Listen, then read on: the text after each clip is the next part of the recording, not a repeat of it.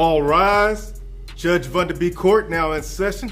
Judge, this is case number JVB 1001, Cooper versus Johnson.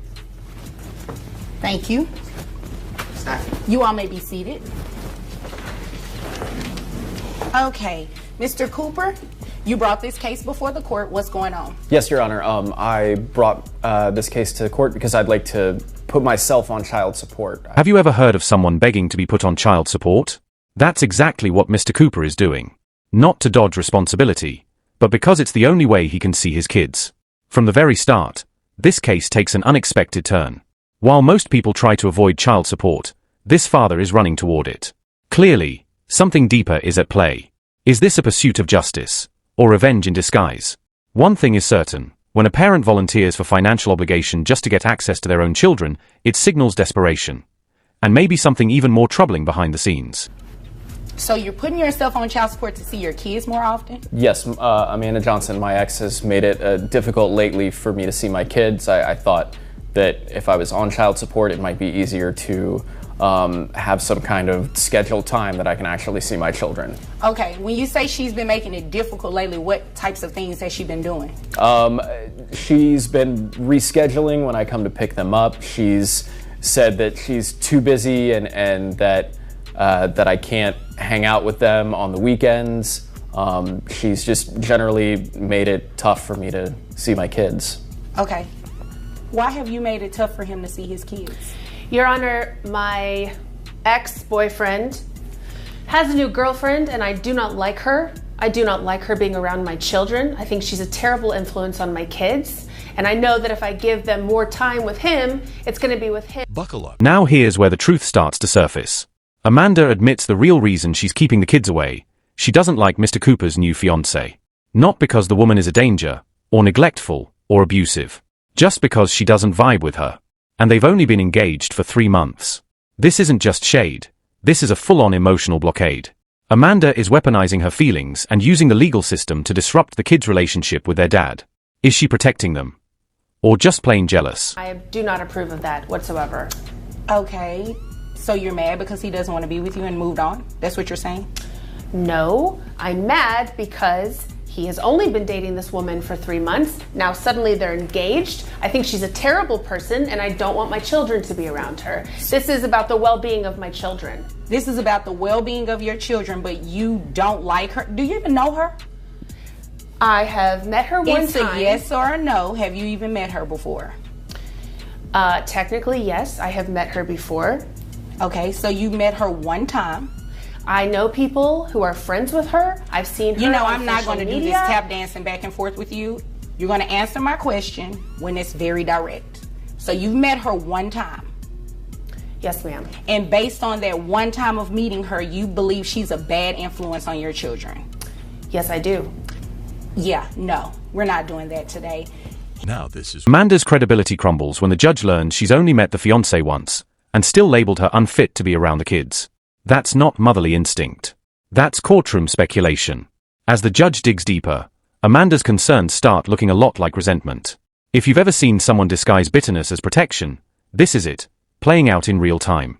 But the real question is, who's paying the price? Because it's definitely not just the parents. Come to court to place himself on child support in order to see his kids, especially when it's for a reason that has nothing to do with them. He's in a new relationship. Obviously, you're mad, and you're just mad because he is in that new relationship, not with you. And because you're mad, you're trying to hold it against him with his kids. Oh no, that has nothing to do with it. That's not how it works. Well, that's exactly what it sounds like. I mean, that's what it sounds like, right? That's what it sounds like, Your Honor. Yep. I don't want to be with him at all. No, you don't want him back. You just don't want him to be with anyone else. Thank you, Your Honor. That's what it is. I mean, that's what it sounds like. And you can roll your eyes and everything. You know, that doesn't bother me one bit because I can do it too. So, we're going to go ahead and start child support today. You are going to allow him to see the children. It's not a what if, I don't like her, she's a bad influence. It has nothing to do with that. You're going to allow him to see his children. This is the moment. Amanda gets a serious reality check. Judge Vanderbeek doesn't sugarcoat it. The kids deserve a relationship with their father, and Amanda's personal feelings about his partner don't factor into that decision. This isn't about her anymore. What started as a custody dispute becomes a full-on reckoning of toxic co-parenting. The judge flips the script, drawing clear boundaries and sending a message. Children are not weapons for emotional warfare. Would you have ruled the same way? Yes, ma'am. Okay, thanks. And you understand that you're going to be paying child support, right? Yes, Your Honor. Okay. Now, how much money do you make a year? $48,000. $48,000. And how old are the children? 12 and 14. 12 and 14. And who covers health insurance for the children? We have Medicaid, Your Honor. Okay. So just so you all are aware, Medicaid is not health insurance. It's a benefit it's provided through the state, to assist with the children going to the doctor and the hospital if needed or anything like that. So that, because it is from a state agency, you are going to have to pay it back to them, okay?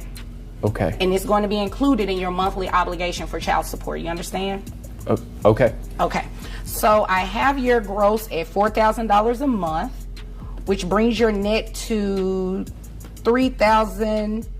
With the emotional drama behind them, it's time to talk numbers. Mr. Cooper earns $48,000 a year, and now the court needs to determine how much of that goes to child support. Medicaid is in play, and the judge reminds everyone that while it's a state benefit, it still needs to be reimbursed. There's no such thing as a free ride.